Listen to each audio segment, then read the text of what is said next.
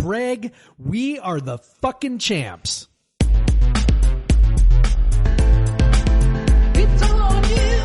It's all on me. Can't you see? It's all on you. It's all on me. You and me. Can't you? It's all on you. It's all on me. Hey, Craig.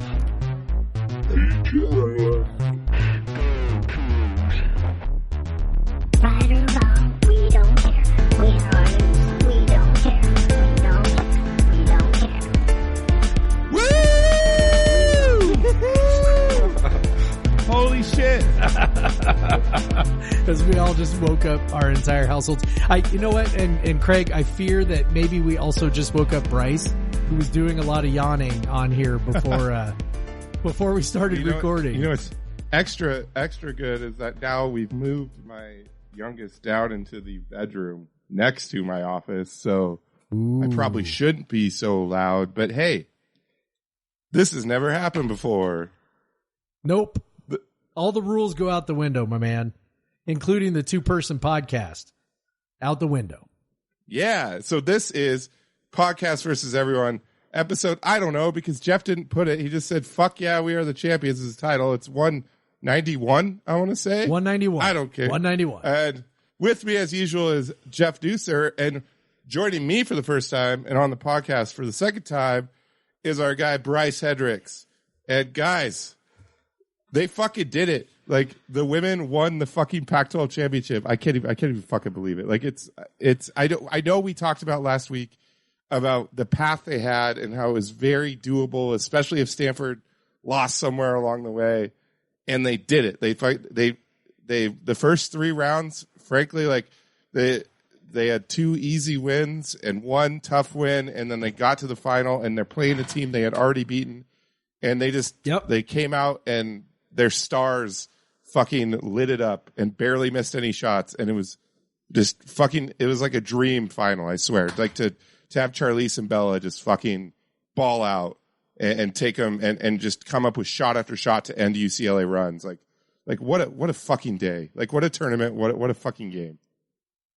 What was wild to me was that they, for a while they kind of struggled a little bit to break down UCLA's defense. UCLA was really getting after it. And then they, Charlize did what she does. Woo. It's that kind of night.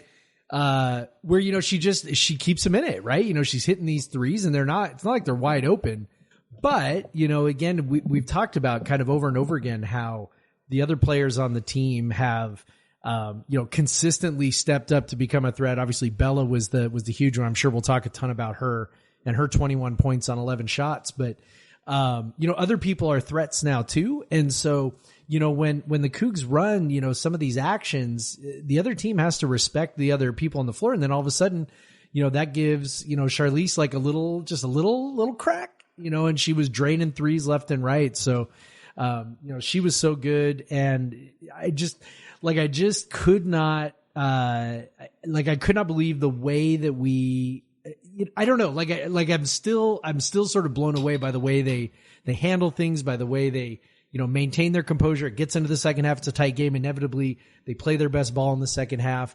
I think that's both a testament to the players and their mentality, but also, to Cammie's, coaching ability. And then the defense, man, the defense really tightened the screws on UCLA. You just did not hear Charisma's name all that much. And she was, she's been a killer to us over the years. So yeah, all of that. It was so awesome. I didn't get to watch it live. That was bummer. I was on my way back from Portland and I'm like avoiding everything. And then I get out of the car and I, like an idiot, glance down at my phone and my other friend send me a message that said, "Go Cougs." And this like at 4:15. And I'm like, oh shit. I'm like, that's good, right?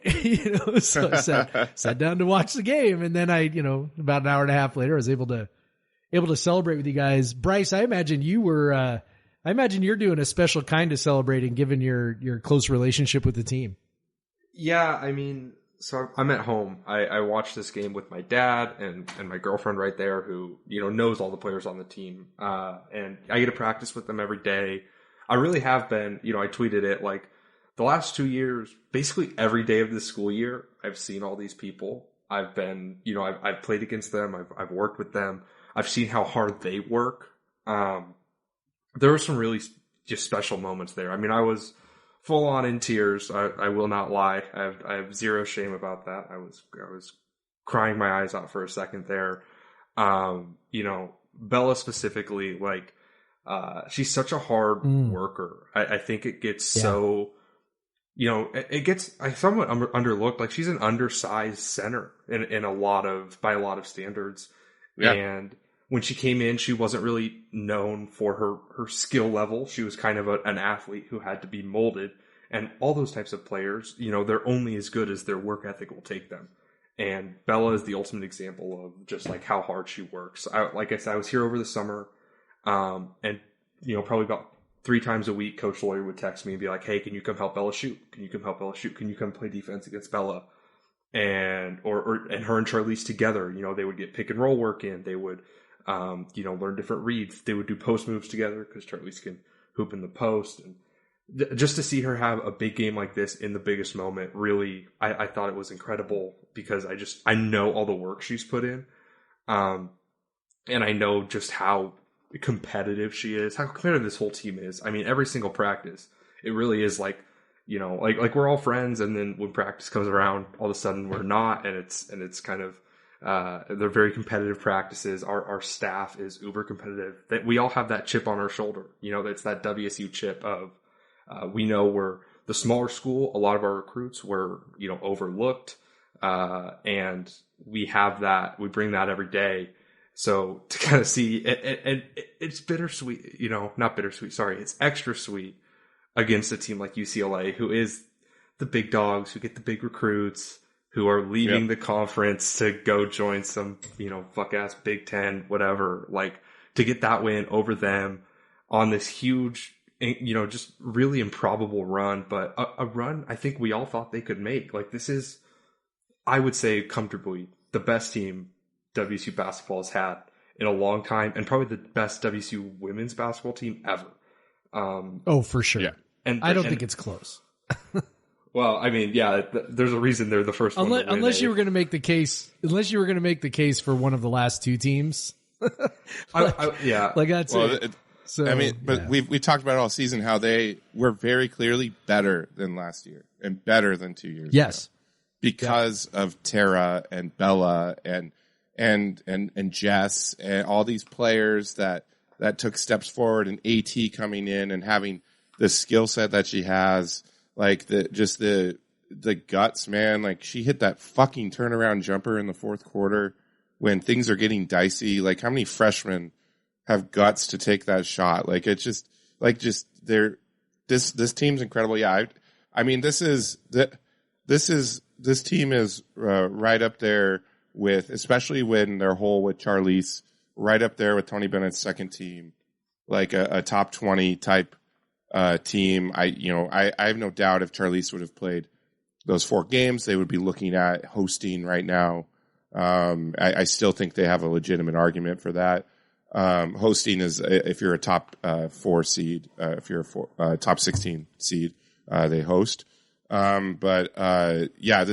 This team is incredible, and Charlize herself. It's not like Charlize has been stagnant and everyone else around her got better. Charlize has gotten better this year. In the last 2 years, you wouldn't see Charlize get 11 shots, only take 11 shots, and for 23 points, like, because she's been so much more a facilitator this year, and so it's just and she's just been more, especially early in the year, and then we've seen it come on late. She's more efficient with her shots, a better 3-point shooter, which we saw today. It's incredible, like, how good this team is, and that they got to show that off. Like, that we knew how good they were throughout the season. They weren't getting ranked because they had all these losses when Charlize was gone. But we knew that those losses were close, and they would have won them if Charlize was there. And then they just this week got to prove it. They took out Utah. They took out Colorado. took out UCLA again, guaranteed tournament teams that were, UCLA and Utah were in the running for hosting, and Utah still will, and UCLA might not now. We might have knocked them out of that. Colorado very firmly in the field as well, probably like a 5 or 6 seed. And just to run through those teams, it's rare we've seen a WCU basketball team, period, and have a stretch of wins like that, like to win over and over. And that's why we've never seen the men make a run in the tournament. And the women had done it better. They've been to the semifinals a couple times. But just, we have this feeling that with the squad we have, like, they can make this run, and just to do it to do it with their defense and with their efficient offense, like, it's so satisfying. Like, I don't think any of those 4 games, I don't think they played their best in any of those 4 games, and they won all 4 of them. Like, we came away being like, they're fucking up again, and they're just so fucking tough. They won the games. Like, they're incredible. Like, it's just. I think today was pretty strong. Like, and I think that, again, Cammie deserves so much credit for, the way that she coaches them, and the, I am not skilled enough to notice all the different tactical adjustments that they are doing to free people up or whatever. But it's pretty easy to notice, personnel usage. And one thing that was really obvious was, Ula didn't play a whole lot in this one. And honestly, she, I think, okay, so she played 12 minutes, and most of those are in the first half. Yes, and pretty much whenever she was in, they were getting killed on the boards. So they went kind of, a little bit bigger, and were able to really turn that around. The offensive rebounds were really what kept UCLA in the game early, right? So, these personnel adjustments, it seemed like with the tactical adjustments, they kind of, a little more movement off the ball, a little more just kind of screen and slips. Bryce, you can speak better to that than I can, but where UCLA was really, really, really getting after them in the first half, and they just couldn't find any space to pass. It seemed like the movement away from the ball increased. I'm sure there was some sort of purposeful strategy behind it, and that's how they were able to start finding some people. I know Bella especially they were able to get her on the move a little bit and find some easy buckets for her that way. Yeah, I think we realized that we weren't winning the 1-on-1, 2-on-2 matchups, like pick and roll post-ups, that type of stuff, the way we wanted to, the way we sometimes can. And we were pretty quick to adjust. We came in the second half, and the first couple plays that I remember in the second half, a lot of it is kind of a blur, but I remember we did that. I honestly don't know what to call it. I don't want to give away the women's team's call for it, but it's like Of course. It's like a down screen for a guard down screen, and then the big sets an up screen. And that got Charlize a super open 3 because both defenders went with Tara to the rim. Charlize was wide open. That was the first. Yep. I want to say that was the first 3 of the second half, the first points we scored in the second half. She was completely wide open. There was another one later where they ran this double pin down. And they had Tara curl off the second one. She caught it. 2 defenders went with her, and she quickly saw that pass to Bella. We just really mixed up, added a lot more off-ball screening, because if they're going to face guard everyone, then we're going to get a lot of easy slips to the rim. And we took advantage of that. And they were just, I don't want to say UCLA's communication was bad, but it just wasn't quick enough to keep up with what we were doing, and they didn't adjust well enough. And our adjustments being that one step ahead, that's what our staff is great at. That's something we always praise Coach E for, is just that she's so quick to make meaningful adjustments, and that's what she did in this. And shout out not just to her. Obviously the head coach gets all the credit, but at the end, I saw all the coaches hugging, and it really warmed my heart, because I know all of them, and Coach Camille, Coach Jason, Coach Lori, Coach Deb, Coach Matt, the video coordinator, who is also the head of the practice squad. Like he does all our coordinating and stuff. Like to see them all in it, like everyone plays a part in that. And I think that our staff was great at adjusting quickly and finding a way to create offense in a game that was slow and was, grinded out defense first. I think it was notable that we never got beat in transition, something UCLA is great at. It's not that they're super high paced, but that when they do push, a big's natural instinct, if you're getting back on transition defense, is to run to the paint and stop a drive. Well, Bessois is really good at beating that because she's an absurdly good shooter for a center. And our post, Bella and Jess and Ula when she played and Tara when she was on Bessois, were all very attuned to, priority one might be to stop Charisma driving to the rim, but priority two isn't to just sit at the rim and be extra help. It's to find Bessois and get out to her and make sure she doesn't get a catch and shoot shot. And, Bessois had 11 in the first half. Did she even score in the second half? She did not. And did not. Yep. I think that's just a testament to how good our staff is, how good our players are at taking what the staff says and adjusting and just executing. Like as much as, it is about heart and passion, it's also just about execution.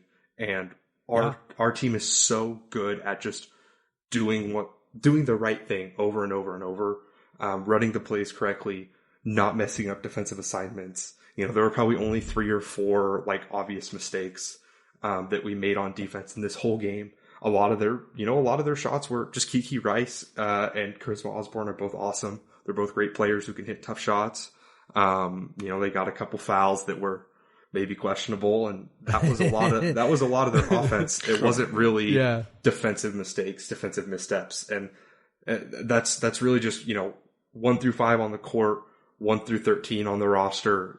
Grace coming in at the last second and making it'll get underrated because we were already up 4, but helping to get that jump ball that led to the ultimate win. Just really impressive stuff from everyone. When you have depth like that, when you have that many people bought in, it just, we're the champs, man. And there's no holes you can poke in it, really. Everything we did from game, minute 1 against Cal to the end of this game, even the hard parts, it was still all execution. It was heart. It was them being really, really well coached. And it was a blast to watch, and it feels really special because, the last time WSU won a major conference anything was in 2002 for football, the year I was born. So literally my whole life, I've never seen them win. God. I've never seen them win anything like that. I was 6 for Tony Bennett's last year, and that just kind of, oh my God. Not to make you guys feel old, but just oh no, not to make us feel old, but please continue. But for me, this really is the first taste of excellence that I've had with WSU, and for not to get too broad, but for it to be also so consistent throughout all the programs, it's a really exciting time, man. I couldn't contain my excitement today. I was bouncing off the walls because I was so happy for everyone on the team, for Coug Nation. It's such a powerful moment with the confetti coming down, and to see Bella and Charlize get the love they deserve at the end. And it's just it really felt like the stars aligned, like everything was perfect for just that hour from 4 to 5. Everything went the way it was supposed to. Yeah, it's amazing. Just it's hard to there's only so many opportunities you get to do what they did today. To cut down the nets, to hold a trophy, to be someone named most valuable, but there's the preseason tournament, sure, but those don't really have quite the same weight. But when you get to this time, when you get to March, the conference tournament, the regional final, the Final Four, that's you have to go on a run to win any of those. And you have to beat your peers. you have to beat really good teams. And it was so cool. Just to see the Cougs cut down the nets, to see Cammie wearing that net around her neck which she's got to do before with Northern Colorado. Like, she's done, like, Cammie, you could tell how she managed this tournament. We saw, like, Glazier played. She was not playing much throughout the year. We saw some lineups that you didn't see because she just in case they went on a run, she had to save some minutes from some of her rotation players, and she did. And honestly, against Colorado, that she played this lineup in the start of the second quarter with like Glazier and Jess, and they extended the lead because they're actually deeper than they've ever been. And while she usually runs a pretty tight, like 7 rotation, just to see her mix up the lineups a little bit in the tournament, knowing that they would have to win 4 games in 5 days to win it, and having it pay off, because once that second half of, even this game, she got Lise a few minutes in the first half, and that was it. And honestly, that's when UCLA took the lead, and then Lise came back in, and they went on a run to end the half, and they never trailed again. So she just tried to steal some minutes for her, and it paid off. Charlize, how many times have we got to the end of the season these last 2 years, and Lise can't hit a shot because her legs are dead because she's playing 40 minutes a game. But now we saw a fresh Charlize twice hit over 20 points in this tournament. The other 2 at least 15. Shooting well from the outside. Like, Cammie manages so well. And just the players have, like, the improvement of the players. Like, it's just crazy how enough players have improved that she can do that. You could put Jess in, and she actually is a scoring threat. And she gets, she does enough on defense here, and like because she's sound at least in what she does. And so it's so impressive. Like, everything about it, like you said, Bryce, is so impressive how they did this and how it was managed, and just that in the end they had the players to do it, and they had Charlize going 7 of 11 and Bella going 8 of 11. They combined 22 field goal attempts and combined for 44 points. Like, when you're getting pretty good, when you're getting that from your top 2 scorers, that's pretty damn good. Like, and especially when you're the only thing that really, I was gonna say, the only thing that really held them down was turnovers. That's pretty much it. Like, and 14 isn't like some outlandish number. No, but I think UCLA only had 8. That would have been even worse. It was like, honestly, the turnovers were the only reason the game was even as close as it was. And the offensive rebounding, especially in the first half. Also. So they were winning the shot volume, and they did win the shot volume. UCLA took 60 shots, and WSU took 41. Yep. So, like, but when you're hitting 22 of those shots, you get 7-11 from 3. Because Yo hit a 3. Tara hit her only 3 to kick off the game. That was huge. She hit that fucking free throw. Man, the pressure, you're up 3 and you miss that first one. The intense amount of pressure, and she reset herself, swish, nothing but net, game over. Like, and she did not have a good offensive game. Like, she was, let's be honest, she was struggling.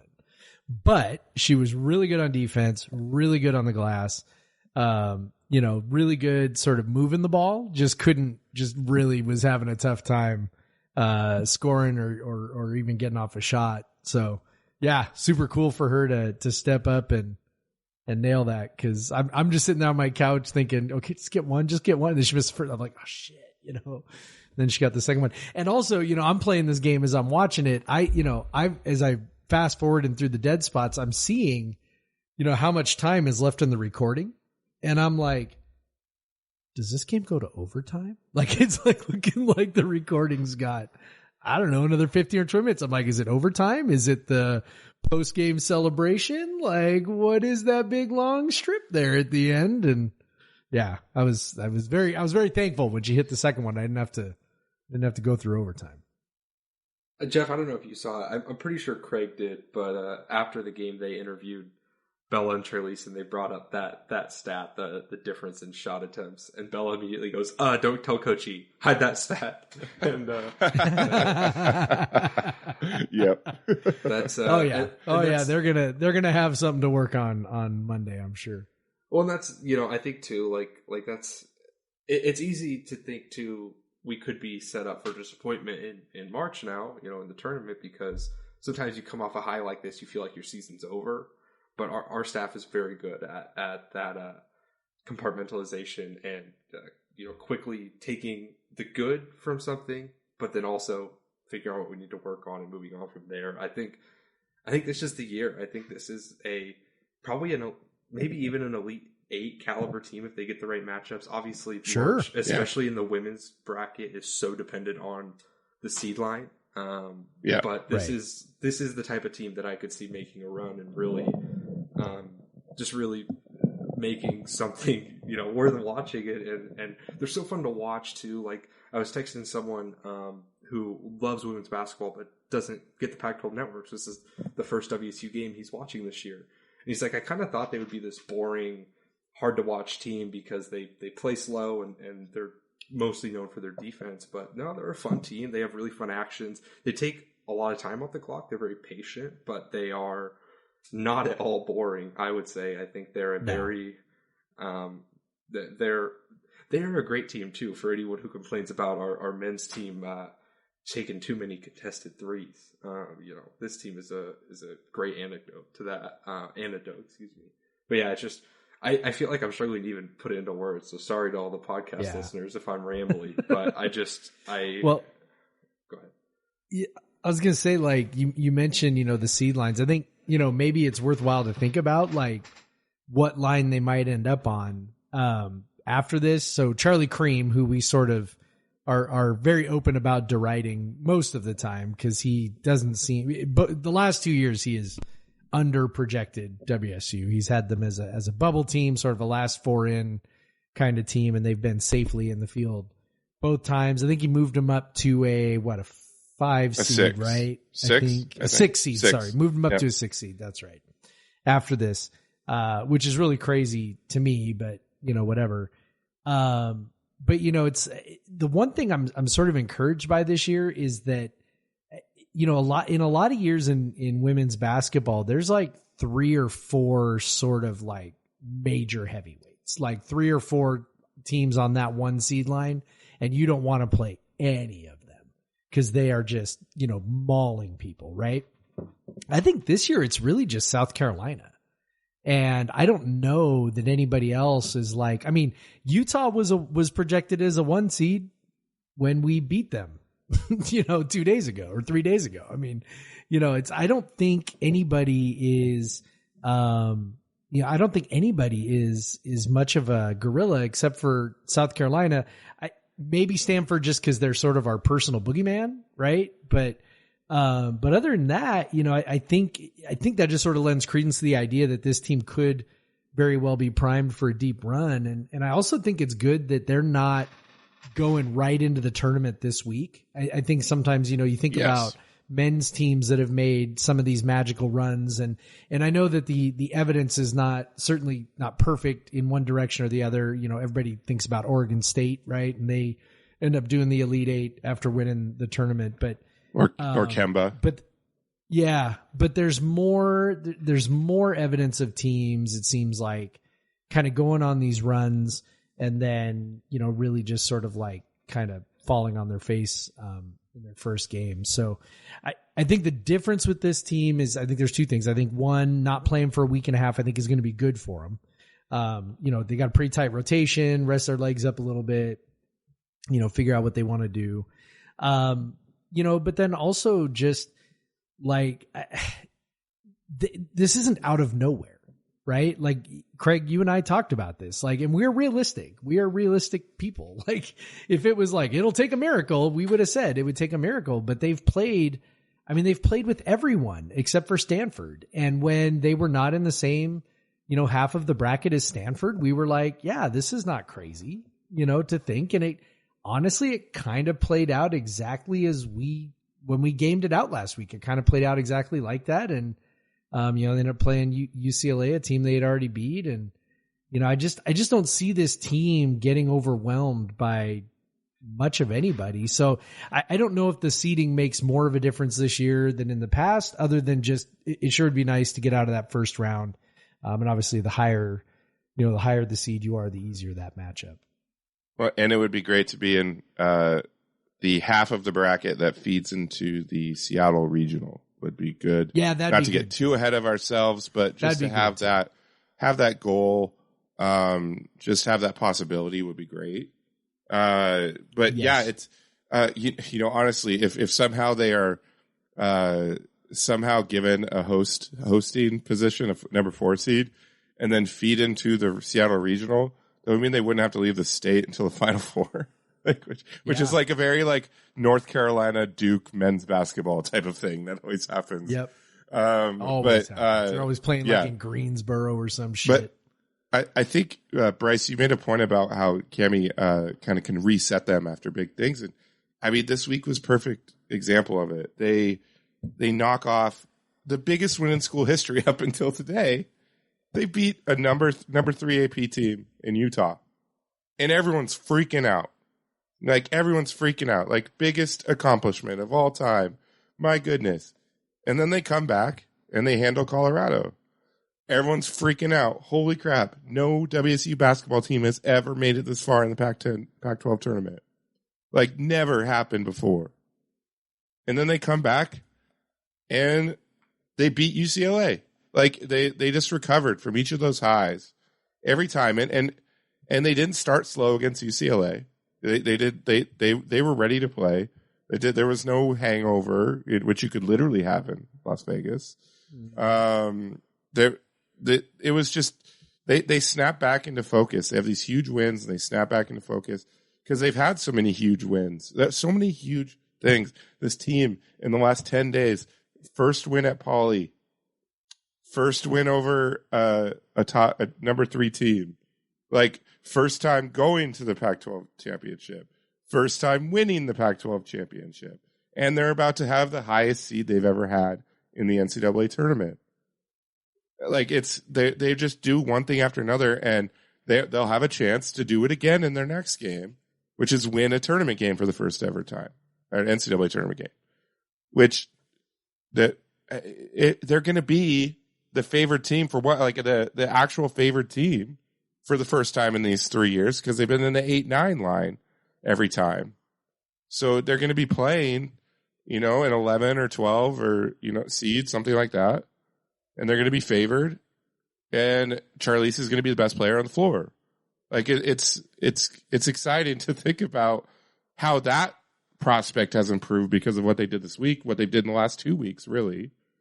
And they came back seriously and did this after, like, one of the most heartbreaking losses. Like, that USC loss was tough. Like, they had a 19-point lead in the second half. They had them on the ropes. They lost in double overtime. And they shake it off and they come back and they win 4 games. Like, it's like, this is the toughest, like, they're talented and they're tough as fucking hell. Like, the toughest team. And that's the WSU team all the way. Like, well, let me throw this one it's just out. incredible. Let me throw this one out here for you. Is Cammie Etheridge the best coach WSU has ever had, independent of sport? I mean, I'll say yes, like in my lifetime, considering. I mean, I'm talking ever. I'm not just talking your lifetime. I'm talking ever. It's I mean, I won't pretend that my knowledge base goes too far back. I'm pretty sure whoever the coach of men's basketball in 1917 would be real mad at me if I didn't include him in here. But Jack Friel. I was going to say I would just guess it was Jack Friel, but whatever. I mean, yeah. Especially in terms of it was either him or Bowler. I think it's Jack Friel though. It's one of the two. In terms of what they accomplished in Pullman, I would be shocked if we could consistently come up with someone else. I mean, Mark Price probably has an argument. I don't know much about football. I don't know how good of a coach he actually was. I mean, I think if you just want to say, like, if like Tony Bennett's got to be up there, even though we were only 3 years. But yeah, like Kelvin says, if you're counting like just coaching, like what they did in their career. Yeah, but like Kelvin what they did. So what the argument So it wasn't Jack Friel. Jack Friel played after that. So it must Yeah, maybe it was Bowler. Fred Bowler. Fred It was Bowler. Fred Bowler. Fred I'm Bowler. looking at it right now. J. Okay. Fred Bowler. So yeah, the namesake of Bowler Gymnasium. So yeah, it's I think she's got a very strong argument, and Jeff, I think what you're getting at here is what was the shape of the program in, because Tony Bennett, while they had not been very good, they were a top 100 KenPom team the year before he took over. It was all his players that he had been coaching as the associate head coach for the last 3 years. That he was set up to take over that team. And yeah, they turned around. They had a great season, and he is an all-time great coach. But in terms of at WSU, because even if you look at Todd Schulenberger, who's taken, a program to higher heights than anyone, a Final Four, a College Cup, but he took over a program that was humming, and he's done a great job of keeping it going. And he's great, and he's an incredible recruiter. Just that team is stacked all the time, and probably one of the best recruiters in Pullman ever. But when Cammie took over, even a lot of people talk about what June had built something, and she had, but it was definitely on the downswing when June left. Well, here's one to blow. They had peaked under June. Yeah. Well, and when you say they peaked under June, what, to your recollection, what was her peak? What was her peak record? I think they went 17-15. I think they finished around the middle of the conference. Yep. There was 1 year they went 17-17 and finished 9-9 in the conference. The next year it was 17-15, finished 7-11. And then, yes, from there it was on the downswing. But it's like we think of June, and it's like, oh yeah, June, sort of restored respectability, which she did. I mean, I'm not saying what the team looked like. What the team looked like when I was in school was awful. Like it was like Harold Rhodes to Jenny Perziquist to Sherry Morrell. It was like 30-point blowouts. It was like Paul Wolf. What was to football? What just 20 years was of WC women's basketball. Like, they had a 2-year span. Non-competitive. They had a 2-year span. Jenny Perziquist's last year, Sherry Morrell's first year, where they won 4 games between the 2 years. They were not conference 4 games. And 53. 4 and 53 in back-to-back years combined. Just unbelievable. So what June did was impressive and important. It really was. And, she's, incredible, good coach, incredible person, better person. Just awesome. But what Cammie's doing now is just unheard of. You're talking about a team that barely snuck into the tournament one time in the previous, 30 years or 40 years or whatever. And now you've won a Pac-12 championship, and you're going to your 3rd straight tournament. And it's it's just all of it is just it blows my mind. It does remind me a little bit of Mike Price. Just in the sense, so Mike Price obviously didn't take over, as poor of a program as Cammie did. But at the same time, I was in school in 97 when we went to the Rose Bowl and won the Pac-10 at that time championship, right? And I remember that just feeling completely unbelievable then. That this was impossible, right? I don't know that there was a Cougar alive who thought, oh yeah, someday we're going to win the Pac-10 and go to the Rose Bowl. I am telling you, it was so just beyond what people thought was possible. And that just didn't go for our fans. That went for every Pac-10 fan. Everybody was like, what, Wazoo? They're not going to win nothing. They never win shit, and to have it happen, I just remember that was the most incredible thing, just because it was so unbelievable. And I know that, football sort of pulls at some different, I guess, heartstrings. I don't know. Maybe that's not the right phrase to use, but football obviously is just sort of in its own category in terms of fan engagement and interest and things like that. But honestly, this is the only thing I think that can compare to it. You might say Mike Price because he did it twice, right? Like they did it once, it kind of fell apart. They had to build it back up again. He did it again. So in my mind, Mike Price is really the only one that's honestly even close. And I think that the context of the programs matter. I think, Mike Price figuring out how to do it with, creative recruiting, going after Prop 48 guys, just figuring out ways to add talent that, actually literally caused the conference to close some of those avenues because they couldn't have Wazoo winning shit, man. That was not okay. To sort of change the game in that way and do something that nobody thought was possible. I think Cammie is obviously in that same category. And I just think the only difference is just the depths, at which the program had been and how impossible it seemed to do really anything with that job. Like it was, again, we talked about June. What June did, we all thought was the most amazing thing we had ever seen because they were just respectable, and when she got fired, it was like, man, are you sure? She's like, I don't know, man. She turned us into respectable. We're not embarrassing anymore. I mean, do you really want to get rid of that? And obviously, this Pat Chun guy, I think he knows what he's doing. I think. Yeah, I mean, Go ahead, Bryce. Oh, okay. No, you go. For me, it's just, and again, getting to see it every day is just a different experience. But I just, there's so much they do that's so interesting from like a basketball perspective. But it's also, I mean, they kill it in the recruiting game constantly. I mean, we're getting, on top of all this, we are getting the highest rated recruit in WSU women's basketball history next season. Higher than Charlize was. Yeah. Yep. And she's really good. Not that will surprise anyone. We're constantly, every year has been a step up in that sense. Of course, disregarding the fact that we got Charlize one year, but for the most part, in terms of how the players we're bringing in are viewed, we've taken a step up every year. This year, AT's been awesome, but also we haven't even seen Kia Ekhoff, who was going to play this year. She was probably going to be, 7th, 8th man.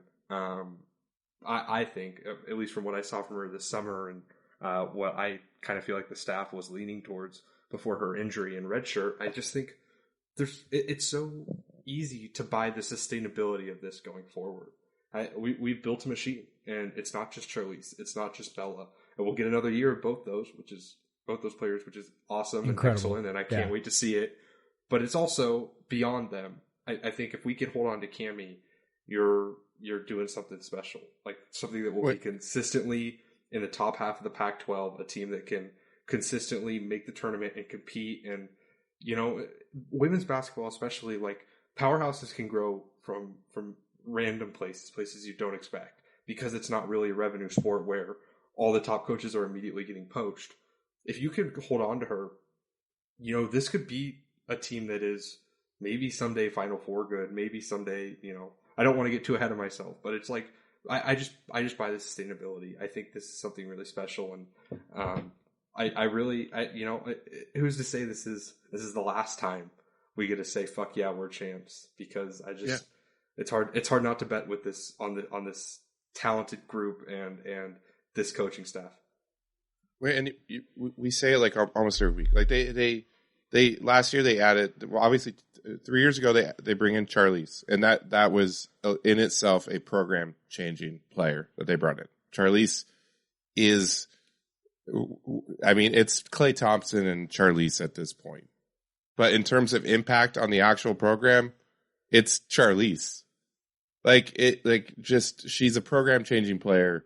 But then they bring in Tara last year, and Tara struggled to hit shots, but you could see, like, this is a 6'1" player who can bring the ball up the floor, who can defend 4 positions. This is like the type of player that if you're ever going to beat Stanford, you need 6'1" players that can play the wing. That's the type of player you need. And then this year bringing in AT, and then, like you said, Ekhoff, who didn't get to play. She just keeps bringing in talent, and it just feels like, and then you see how they're able to cultivate those players. Like Bella, just my sister and I were just watching Bella today, and we're like, I can't, like, even last year, but especially like 2 years ago and 3 years ago, like, Oh yeah. you would have not have seen, like, you couldn't even imagine the things that Bella does now. Nope. Like, it's just how she's so nimble and so good at catching and knowing. Like, she had an incredible finish where she caught it with her back to the basket and pivoted around, knew exactly where she was, and laid it in with defenders around her. And she does that so consistently. And she's so she uses her long arms so effectively in the post to just to create these kind of scoop shots and these kind of awkward hook shots that go in like so much more often than they should. And her, she's gotten better with her free throws and like a lot of things. And just to have Bella dominate games like she does now, just go on stretches where she's the best player on the floor, is so impressive. And then you see Tara this year, the jump that she took to have some like legitimate games where Tara carried us offensively or something, like and she is only in her second year. And then Tahina, what she brought, we were worried about losing a ball handler in Crystal, but then Tahina comes in, and when she comes off the bench, Lise moves back over to her position at the 2, and they can run her off screens, and Tahina can run the pick and roll. And even Yo has done a really good job running the pick and roll with Bella. Like, she in the last couple games had multiple really clutch like assists to Bella in running the pick and roll, making that little bounce pocket pass. And so like Yo can, before it was like, if Yo ain't hitting her shot, like if Yo's not getting loose from three, like what are you getting from her offensively? But now she's not hoisting.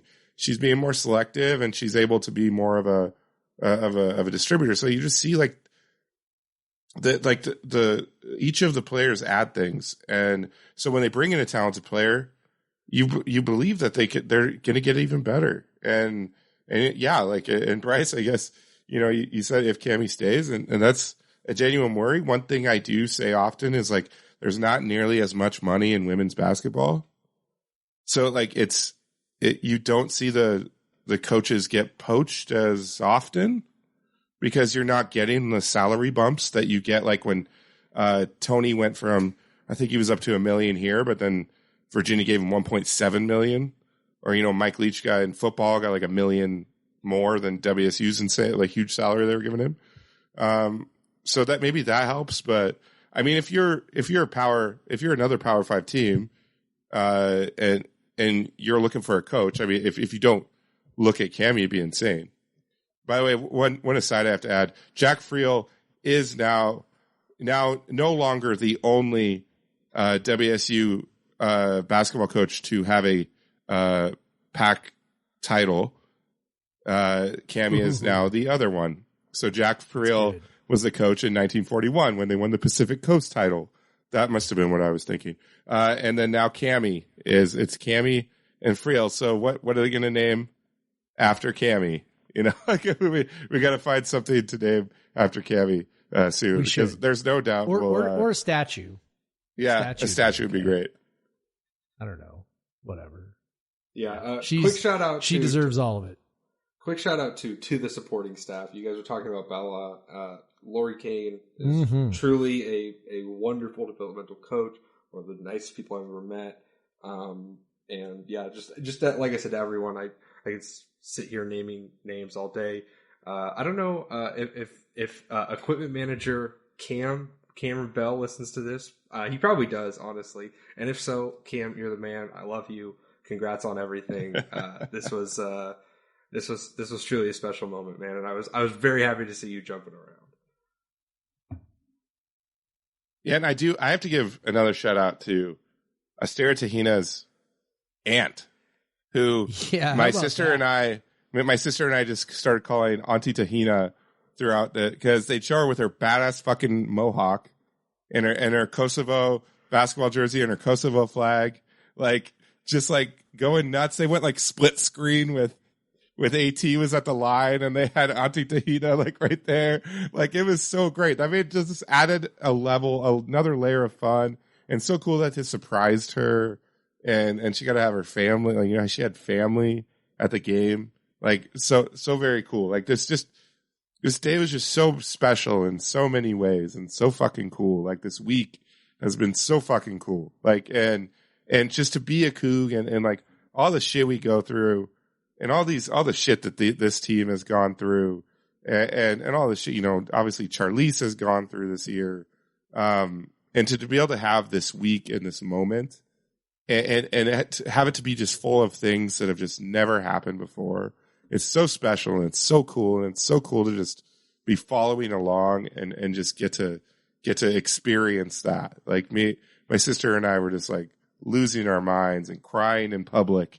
At my favorite beer bar over here, the only two people that were like fully into the game like us at the bar, and so like it's just so cool to have moments like that, and just so appreciative of this team to give us that. It's amazing. Yep. I don't know how much more there is to say about that. I think you got it. We're the fucking champs, baby. Yes, we are. Cut down the nets. Oh, so good. Well, Big ass heavy trophy. That trophy's going in Bowler Gym forever. Man, it's crazy. Forever. When all the water eventually runs out, we will still have that fucking trophy. That's all there is. That trophy will be sitting there. We will be dying of thirst, and we will make a fucking Mecca type trip to pilgrimage. Thank you. To pilgrimage to Pullman. In our dying breath, we will look at that fucking trophy, which will still be sitting there. It'll be dirty and dusty because we haven't been using water to clean anything, but it will be there, and we will enjoy it, and then we will die. It'll be amazing.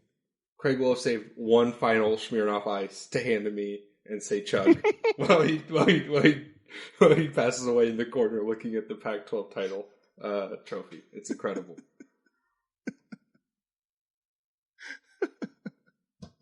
I can't believe it, man. It's so fucking cool. Also, like, I don't think I've ever been, like, I was nervous today, but I just knew they were going to fucking do it. Like, I knew they were going to do it. Like, this team is really so badass.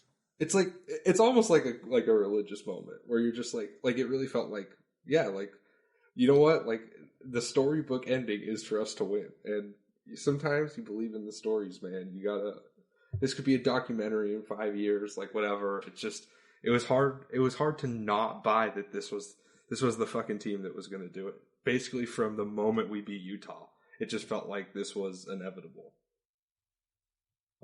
Yeah. Cause that was a team, you know, we played them without Charlize. We almost beat them without Charlize, but then we didn't really play that well against them the second time, but we knew we could beat Colorado. We were just right there, should have beat them in Boulder. So we knew if we could just get by Utah, and they did. And they honestly, they handled them. Utah's ridiculous offense, 49 points. Yeah. They didn't, Alyssa again, Peely, you talked, Peely, Bella outplayed Peely, the fucking Pac-12 Conference Player of the Year. She killed her. She didn't just outplay her. She killed her. It was incredible. Utah averages like 80 fucking points a game. Like, and we're not big like points per game people, but when you take a team that averages 80, like one of the top scoring teams in the country, and they score 49, and they can't fucking do anything against you, like, this team is so special, and they're not done. They're not done. Not done. This is not the end. It's so fucking cool. And most of them are coming back. Like, these are just players that feel like, some of them feel like they've been here forever, and a lot of them are coming back. They have. Yeah. We'll get them for another year. Hell yeah. Cheers to that. Yeah. We've now moved on to the second beer. my first beer is a big boy, so that was a long time ago. Still on that one. Yeah, so I guess I don't know. Is We're at like 50 minutes about this. We could talk about it more, but I guess we could take a break. We'll talk about, we talk about like on the back of that Utah women's win, we just had a very perfect Thursday of basketball. And then we could talk about our near perfect baseball team. But we'll do that after the break. And we're the fucking champs.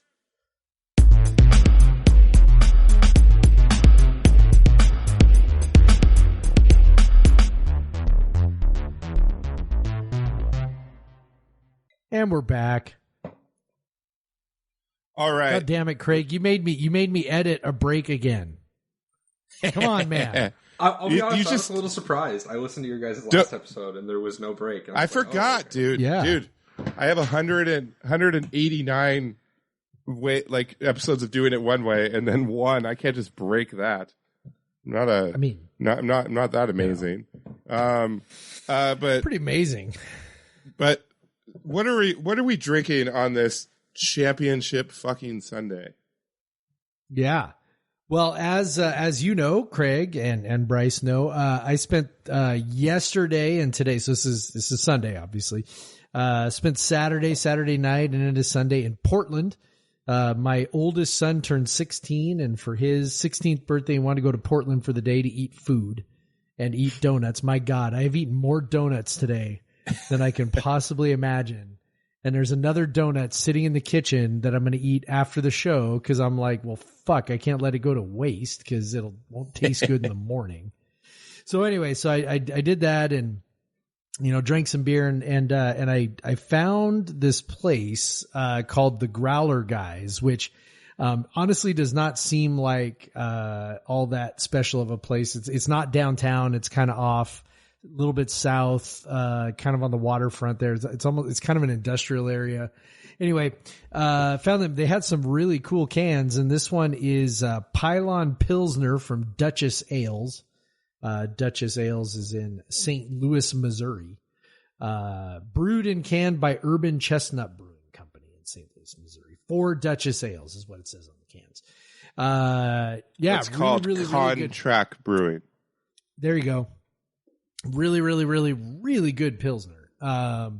It's got almost this kind of citrusy flavor to it, which obviously you don't typically get, maybe like kind of lemon flavor to it. Yeah, really, really, really awesome. Found some cool stuff down there in their cooler. So that's what I started with, and now I've moved on to my beer from last week, which was my Boneyard RPM IPA. So yeah. Hey, you inspired me. I picked up a 6-pack of RPM at good old Fred Meyer this week, and I do have one of those if I ever finish my show beer. But Bryce, what about you, my friend? A fancy beer. I can't wait to hear about that one. So, Bryce, tell us all about the fancy drink you're drinking. I've had 2 Coronas and 4 Bud Lights today, so obviously very fancy there. But currently, I am drinking black tea. Because that's my podcast drink. I drank black tea the last time Jeff had me on without Craig, which I assumed would disappoint Craig then, and I'm guessing we brought him back, Jeff. We brought him back after this. Yeah, I know. Well, the basketball content had to be. Well, really it's all right. Jeff's drink of the show at times has been microwaved coffee, so that is true. That did happen. It's fine, Bryce. That did. I have one alcohol question. Craig, have you ever drank Truly's? Yes. Okay, that's yes, I have also. That's become the go-to in Pullman? That's like the party go-to. It's surpassed White Claw as the. Wait, just like straight Truly's? Just Truly, nothing else? Not Truly and vodka, just Truly? Just Truly's, yeah. I mean, sometimes... So Truly... It's a chaser sometimes, like if you're taking shots, you'll do a Truly after, but for the most part, just straight up Truly. Yeah, I could see that. I think I may be wrong on this, but I'm pretty sure Truly is owned by the Boston Beer Company, which is most famous for Samuel Adams. And they saturate the market almost like unlike any, but before Bud started making their seltzers, they definitely saturated. So that That makes sense. So they're like typically easier to find. I think they're a little cheaper than White Claw. My contention with them is they are way too sweet compared to White Claw or the Costco one or even the Bud Light ones. I think or my Truly's favorite, like San Juan seltzers. San Juan seltzers. But I think the Trulies to me are just a little too sweet. But I could see if I was in college, I probably wouldn't have minded that as much. I didn't mind sweet drinks as much back then. Which is to say, I'm drinking incredibly. Seagrams, Seagrams, whatever. Yeah, I don't know. I drink like exclusively. If it's available, I'll drink Natty Light. If not, then I'll drink any other random light beer. Or if I'm feeling really spicy, I'll get a Modelo or a Corona. But Modelos are kind of expensive, so. Modelos are. We learned when I was at the resort where my wedding was, they did not have Modelo as part of the all-inclusive package because they said Modelo is too expensive. So it is one of the pricier Mexican lagers. So you're right there. I did enjoy a Modelo after the game today, however. It was delicious. Unless you're on the Doyle's party bus, then it's pretty cheap too. Yeah, $4. Hell yeah. I don't even need to know what that is, actually. It's a bus that Craig and I take up to Sounders games, and they sell us beer on the bus. Oh, that actually sounds much better than what I had assumed. It's pretty great. It was one of those buses you find in Vegas. Those are a bit different types of buses. It's not quite that wild. Someday I will go to a Sounders game with y'all, and that'll be a truly impressive moment. That'll be everything. Yes, it will. That'll be. You just have to promise not to root for the Thorns if you do the doubleheader. Sorry, I make no promises. If you can cheer for Morgan Weaver, it's okay. Dude, I always cheer for Morgan Weaver to score 2 goals and then lose 3-2. That's all I want in life. That's a good outcome. I will say I don't know much about soccer, but I am obviously a big fan of Megan Rapinoe, and I can't help but enjoy watching her play as well. So it's I will shift my allegiances as need be to fit my own needs. That's all I'll say about that. Yeah. I mean, that's okay. That's all right. Basketball? All right. That's incredible awkward silence right there. Come on, host. Let's go, host. Get with it. Jeff, you're supposed to say, what are you drinking, Craig? Come on. You're just making me just insert. What are you drinking, Craig? Like interrupt with my beer? I'm used to 2 people talk about their drinks and then we move on. And now that's right. We got, what are you drinking, Craig? I saw a picture of it. Well, I saw the symbolism also, and it looked really good. Yeah, so I pulled out one from the cellar, a delicious and the only bottle of it I had, and it is the Holy Mountain 7th anniversary beer. We've drank many Holy Mountain beers. It's definitely probably the most drank podcast or beer on the podcast or brewery on the podcast. For sure. But it's their 7th anniversary beer, and the name of it, which is why I am drinking it, is God is 7. Now, obviously, if you followed this run in the last week, you would know that our Washington State women's basketball team was the 7th seed of the Pac-12 tournament, and they are now the gods. God is 7.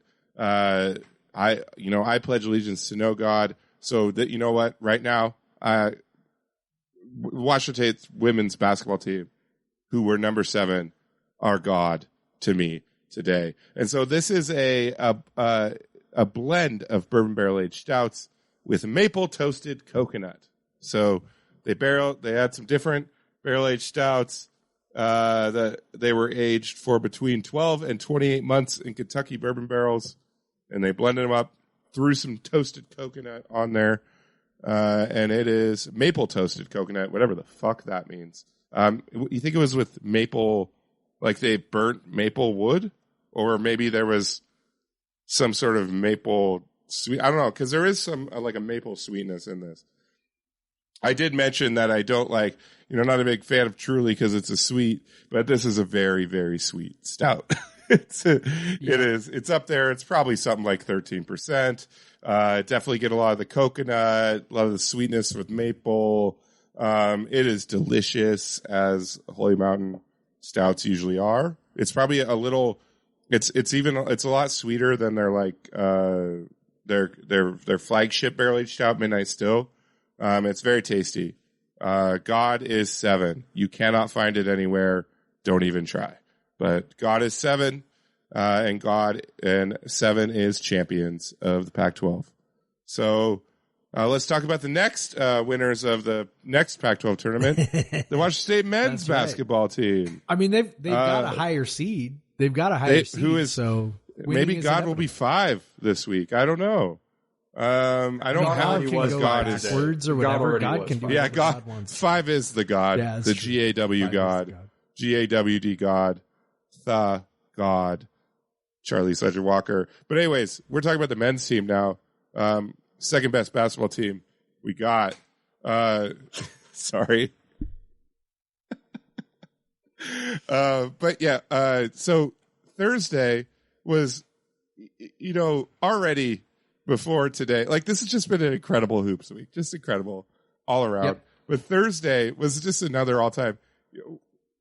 Obviously the women beat number 3 Utah, and that leads right in to the men getting up 19-3 on UW, like just right away.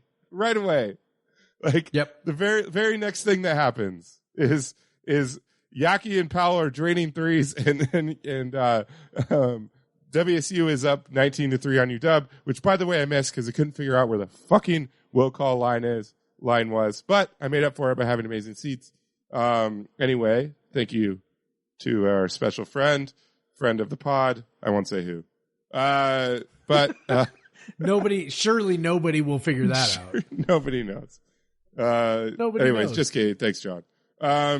But yeah, so that was just to the men to go out, and Jeff, got to give you props. I said, oh God, we're in for another slog of a game with UW playing this fucking zone, and we slow the game down anyway. All that stuff. We're going to be getting offensive boards. We're going to be missing shots, but no one missed. I don't think anyone missed a shot in this entire game, either team. That's pretty much true. Yeah, besides Yaki. I think Yaki missed like 8 threes. Yeah, that's true. Although I will say I was on the sideline. 7 threes. I was sitting right behind standing and sitting right behind the bench, and Miles Rice is a hoot. And at one point, Yaki missed a 3, and I said, I think he's got like 18 boards, but he's like 1 of 10 from 3. And Miles turns around and says, no, he's 3 of 11. Thank you, Miles, for correcting me on the fly. Yeah. But anyway, so yeah, like just incredible, 93 points, and just they really had them. That UW made a few runs here and there, but TJ Bamba especially just had an answer and shut the crowd up every single time. It was Bamba in this game was just incredible. And Jeff, I'll let you talk about him because you're the one that predicted he would be a 20-point per game scorer when he was a freshman. That kid we saw when he was a freshman. I know. How about that?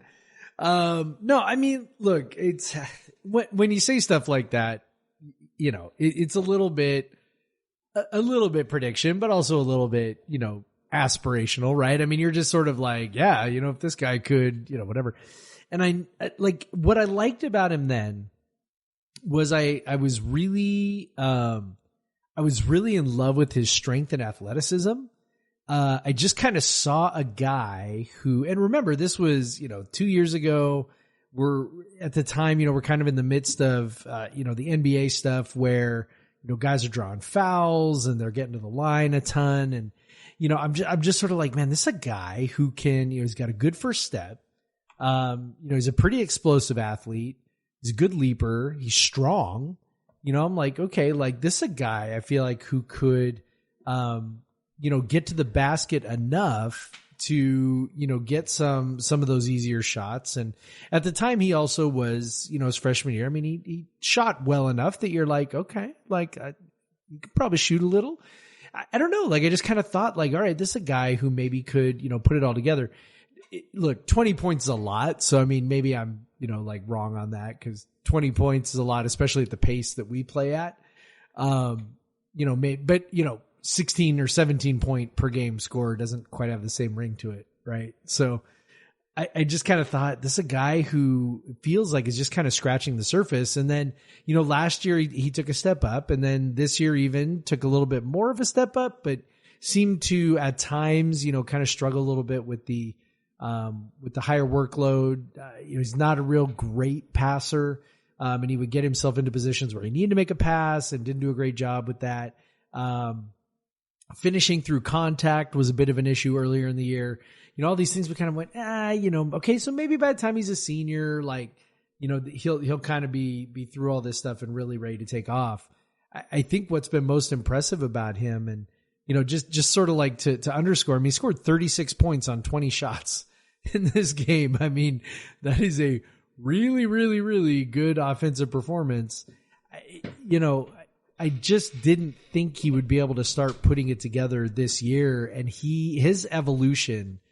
Sometimes guys when they start, when they start having higher usage, sometimes it backfires, but also sometimes they just need those reps to start figuring it out. And it feels like that's where TJ's at. He just, he's gotten enough reps now and seen enough looks and seen enough defenses to be able to be like, okay, and just sort of diagnose, right? He's still not a great passer. I mean, in all of that time he had the ball in his hand, he had 2 assists. Right? He would have had 3 if Mo didn't dive in front and knock the ball out of bounds with his hand. That is true. That is true.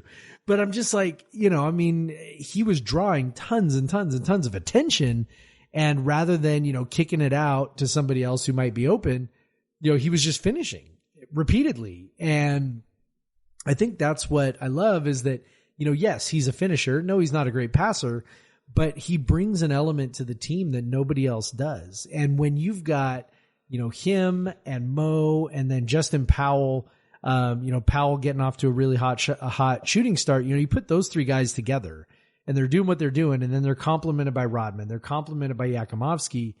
That team is really, really fucking potent on offense. And I love that they have guys now who can beat you. They've got guys who can beat you inside. They got guys who can beat you outside. It really is sort of a pick your poison offense. And, 1.39 points per possession is not the sort of thing that happens every day. It is the 6th highest mark, since Ken Palm started tracking this stuff 20 years ago. But you see the potential of the offense and it gets you really excited. I mean, I don't want to think too much ahead to next year, but it does get you really, really excited for what this team might be in the future.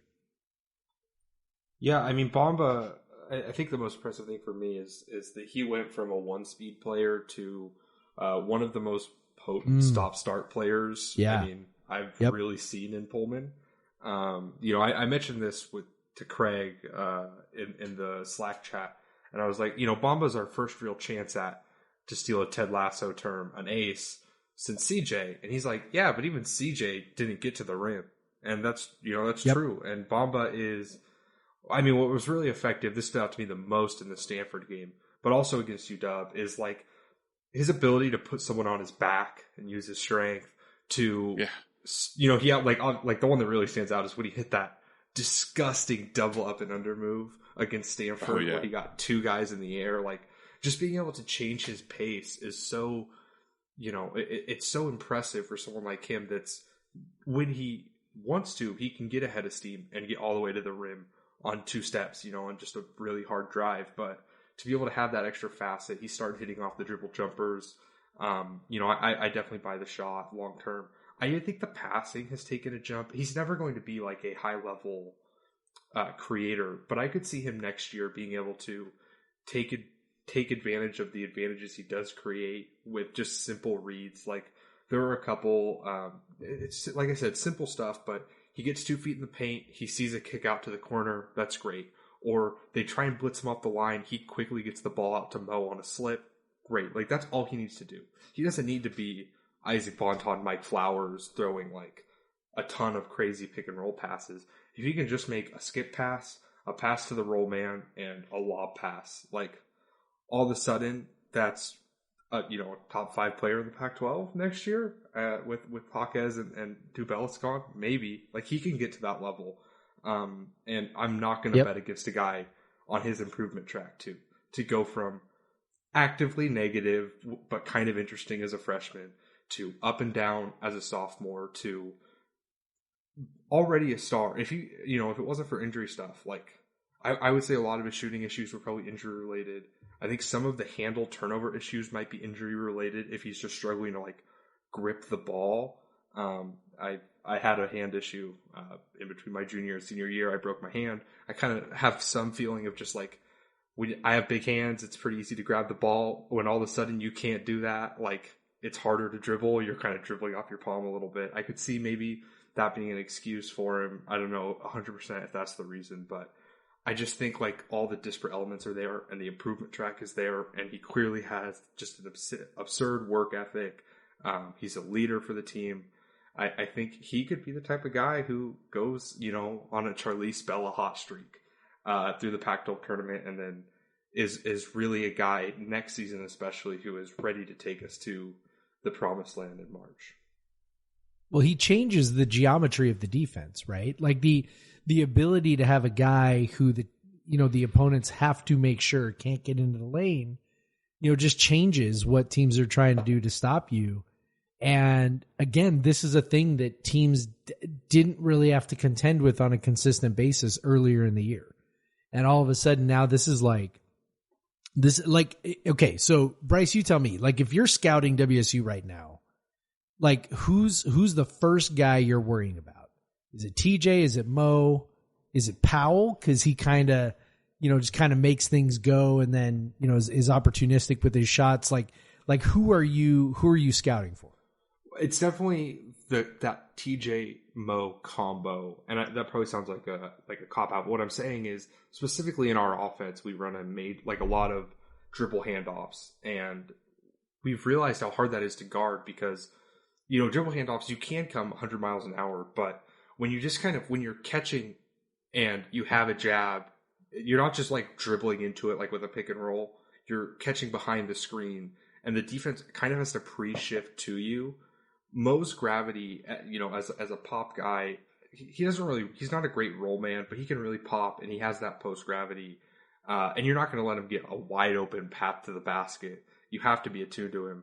Combined with TJ's ability to really get downhill, it's something that's really hard to guard. We've seen teams try to hard hedge, and that was successful early in the season, and then TJ adjusted. A team like Stanford tried to switch, and TJ laughed in their face because he just beat every single switch every single time. You can't put Maxime Reynaud on TJ Bamba. It's just not going to work. If teams drop with the way TJ has really gotten to be able to just keep someone on his back again, get into that floater, get into a little step back, that's a good shot for our offense. Especially we play a pretty low possession game. It's nice to be able to rely on someone to hit those kind of tough shots in the mid-range area. He can absolutely do that. I would say, if I'm an opposing coach, it's really trying to figure out how to guard that specific action, and doing it knowing that you have three guys who you can't just leave open on the perimeter is extra hard. I think as we get to the Pac-12 tournament, it's hard to think of teams that can really disrupt that consistently. It's like, UCLA, even Arizona, I think is going to struggle to disrupt that at this point. However they decide to guard it. It's a really deadly kind of two-man game. And we've drawn it up in a way that accentuates both those players' strengths. And I think that's it's a testament to our staff and also just how impressive TJ and Mo's improvements have been. Yeah, and I think we definitely will get into their path in the conference tournament here. But at first, we have to talk about the utter disrespect for Braxton Mia in this game. TJ repeatedly went at him at the rim and finished over him, repeatedly. And then Mohamed Gay just did not care that he was standing there waiting for him on a fast break and just went up. And that is maybe the best dunk I've ever seen live in my entire life. I've just absolutely lost my mind. And Twitter lost its mind. Just everyone, Like it felt like a fucking bomb dropped on the arena. Like everyone was just like, what the fuck is going on? Like what just happened? Because you see Mo running down and you see DJ give it up. It's like, what's Mo going to do here? And Mo's like, I'm going to take off from like 10 feet away from the basket and dunk it on this fucker who's probably been talking shit to me the whole game. And he did. And Braxton Mia maybe gave him a little forearm, which helped him fall on his back, which he's obviously having trouble with right now, which is frustrating. But that dunk was insane. It was a mildly dirty undercut. Like not like blatantly dirty, but just subtle. that was come on. I was down there right next to Mo, and I'll tell you, he was not particularly happy about it. No, he looked like he was in a fair amount of pain, actually. Yeah. But yeah, it was so cool because that dunk not only was just so insane and so disrespectful, but it was just the game was basically over at that point. I think with the free throw he pushed it up to 15, and there was just like 3 or 4 minutes left. I don't know, whatever. Like it was that was like he called game right there. He's like, no, it was over. Like fans were streaming out of the stadium, like streaming out of the arena. Like it was so awesome. Like just to have dudes like that on the team who like in the past, like UW would always be the more athletic team with the more athletic guys. And if we did beat them, like in the Bennett years, it was because we were just more disciplined and more experienced or whatever. But just to have dudes that can just go up and dunk over their best shot blocker is pretty fucking awesome. And that was super fun. And it's super fun to beat the Huskies 6 out of 8 times, and just beat them over and over again in their own place. It's a good time in the basketball rivalry, with all of the schools in the Pacific Northwest, really, but especially, that Kyle Smith, versus UW number is looking really sweet right now. Yeah, I want to take a quick second to shout out our staff and some of the stuff they did in this game. I really think they solved the zone pretty early.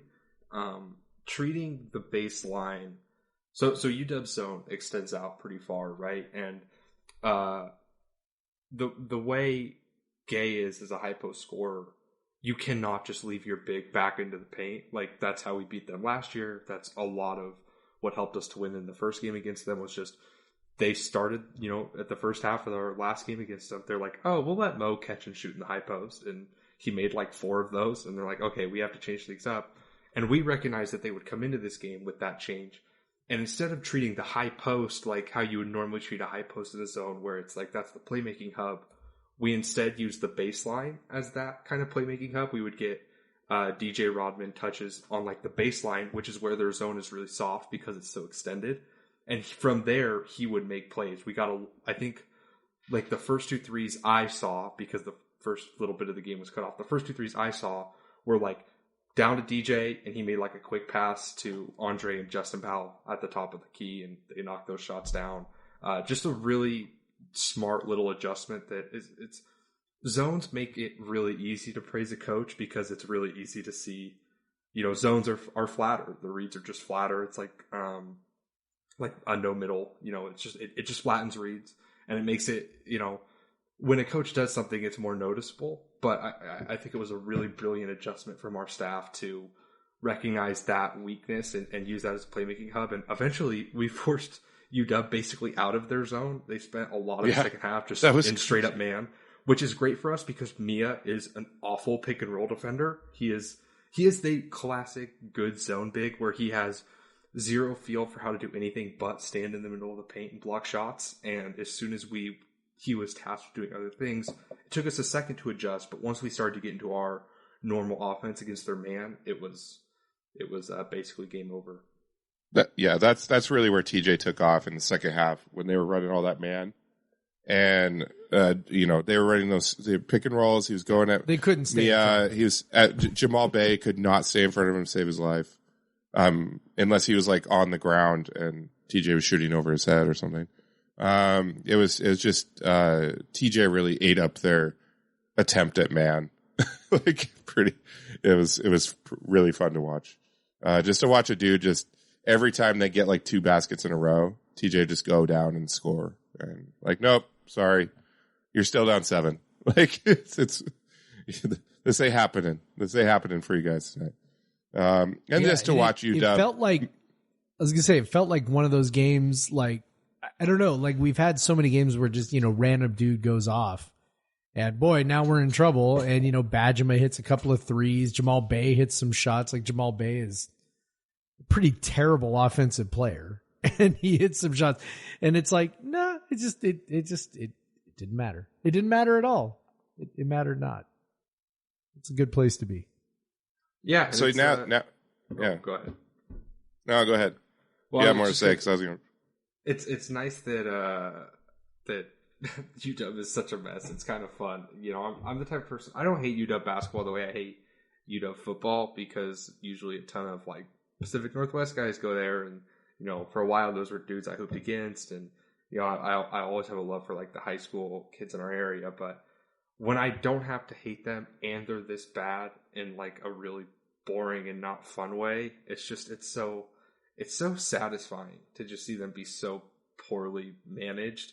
UW really is, it probably should be a top 10 job in college basketball. It should be a team that's constantly in the tournament. It really should not be as hard as Mike Hopkins and Lorenzo Romar have made it look, but it sure is fun when it does look that hard. Yeah, and it's really fun after just losing to WSU is always the ultimate sin, and how they just lose, their Twitter and their media just falls apart when they lose to us, which is also an added layer of fun after beating UW at Heck Ed is then to just go on Twitter and watch how all the Husky fans are losing their minds. But yeah, with that win, amazingly, WSU is over 500, and they are finished over 500 in conference play. And somehow, incredibly, this team that started 0-3 at conference, was 5-9, is the 5th seed in the Pac-12 tournament. Thanks to some just everything that needed to broke for WSU. So they're sitting there 5th seed. First round playing Cal, who they've beaten twice. Really didn't play all that well to beat them the second time.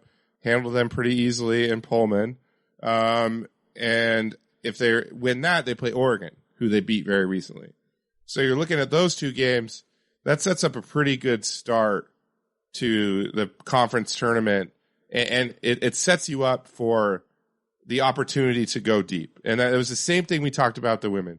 The matchups that they got were as good as you could get for the 7th seed, honestly.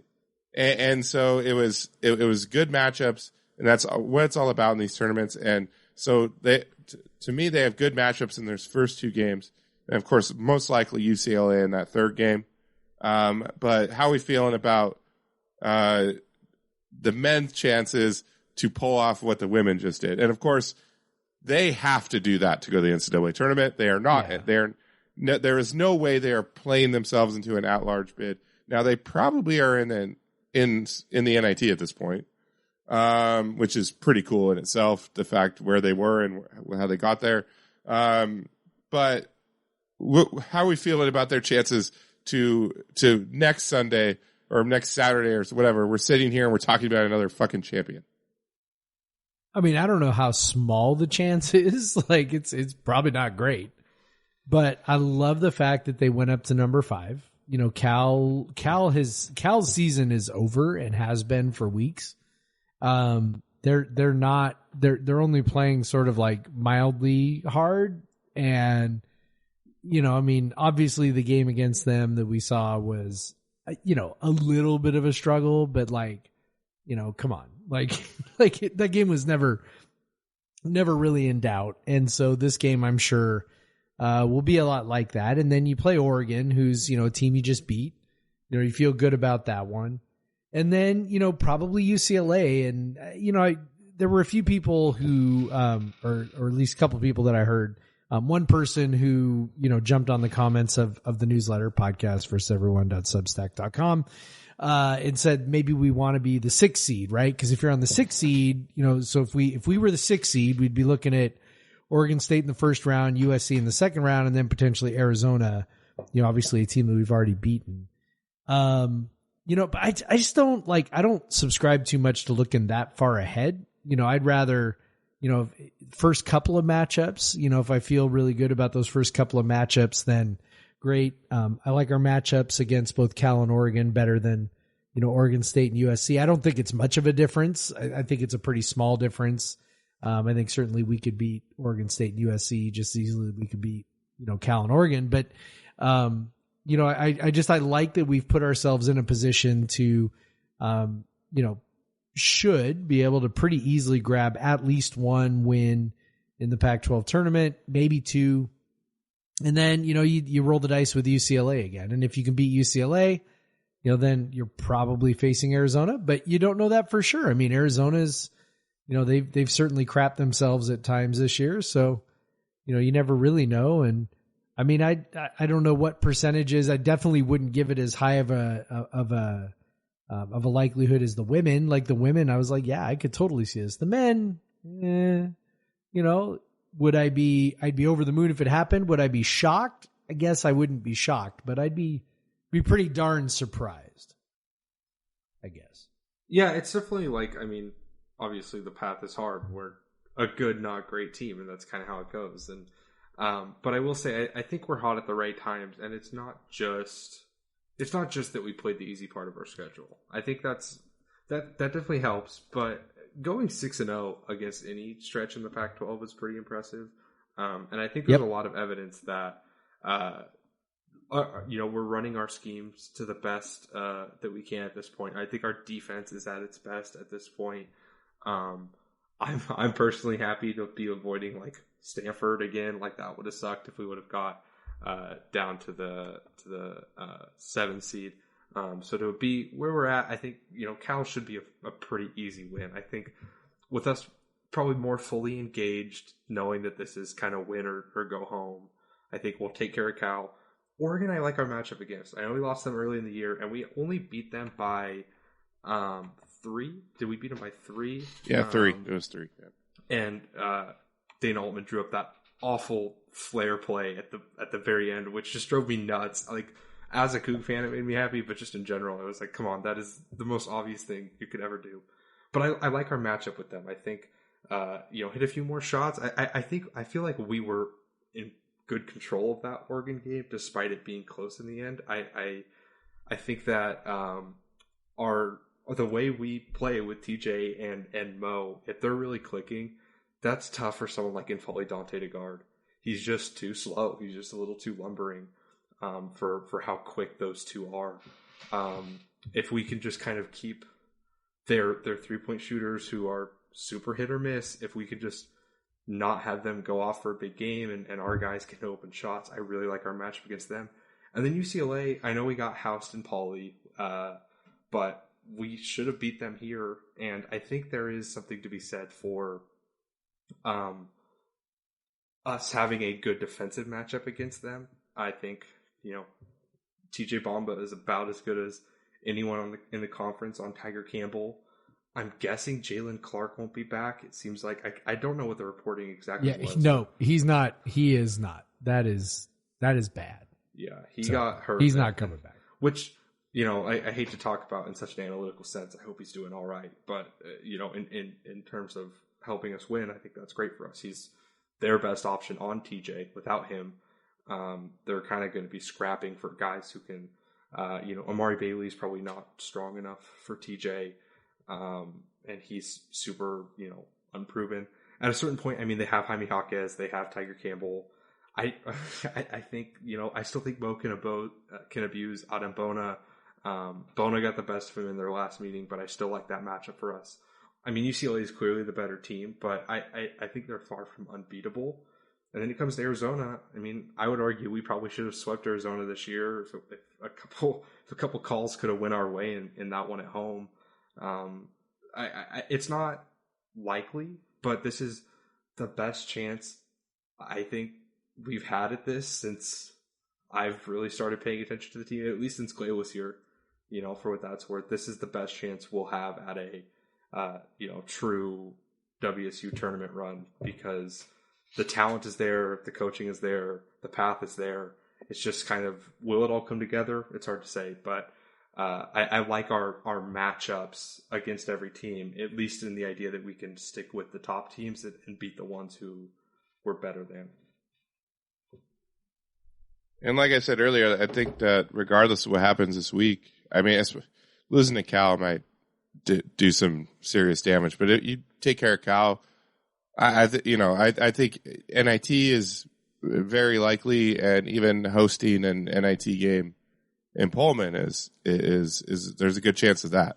So this is not the end for this team, and it's incredible what they've done down the stretch. We looked at this stretch all year and said, hey, this is the one kind of stretch of winnable games that they have, and they've won them all, and now they're over 500, and they're in the position to play in the postseason, and yeah, they're playing a lot of people probably don't want to play WSU right now, and that's pretty cool. And yeah, they're talented. We got guys that are clicking at the right time, and hopefully, get past Cal, get past Oregon, and see what happens. Maybe someone beats UCLA. We don't even have to play them. Who knows? Yeah, that's what's fun about tournaments. So yeah, another tournament. Nice. Thankfully, a week off for the women, so they can enjoy what they've accomplished. Finally, we'll touch on real quick. The baseball team is 10-1. They swept. What is it? Southern Indiana this week. Sorry. Yeah, it was something like that. I was busy today. I didn't really. It was busy this weekend. Villanova. That's all I know. Yes, I have a friend that went to Villanova, so I definitely knew that one. Southern Indiana nailed it. Swept them pretty easily. 10-1. Off to a great start. Keep it going. Let's have another team that gets to the tournament. That'd be awesome. Yeah. So, anything else, guys? I think, Jeff, people should subscribe to our Substack, right? And how do they do that? Well, visit podcastvseveryone.substack.com. Just kind of plop in your email real quick and you'll be subscribed. It's free.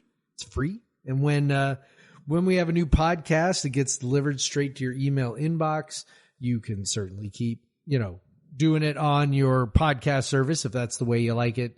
That's not going to change. But the newsletter comes straight to your inbox, as well as any writing that I do, and maybe also any writing that Craig does. What are you talking about? I've never written anything in my life. Maybe. I don't know what you're talking about. Maybe. I'm not even literate. That's why I do podcasts. I was going to say, can Craig read? Yeah, I think he can. Does anyone really know? Subscribe, because SB Nation is no longer supporting us, so we are off on our own now. So join us with that. Yeah. Bryce, anything you want to plug? You do so many things.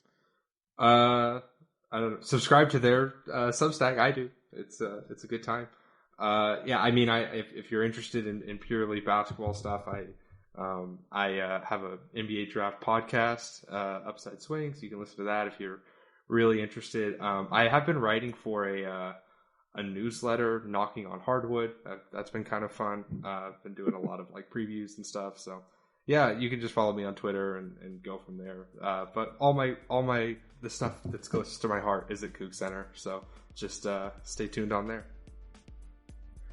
Yes, and with that, I will say, as a Pac-12 champion, I will say, go fucking Cougs. Go fucking Cougs, Bryce. Go fucking Cougs, Jeff. Black Lives Matter? Black Lives Matter, Craig. And get vaccinated. Yes, they do. Protect trans Get vaccinated. Protect trans kids. Thank you. Absolutely. And support a union, y'all. Always support union. Support books. Books are cool. Yeah. Read books are good too. Read band books. Oh yeah, we could go all day. Oh, this is why we need sport.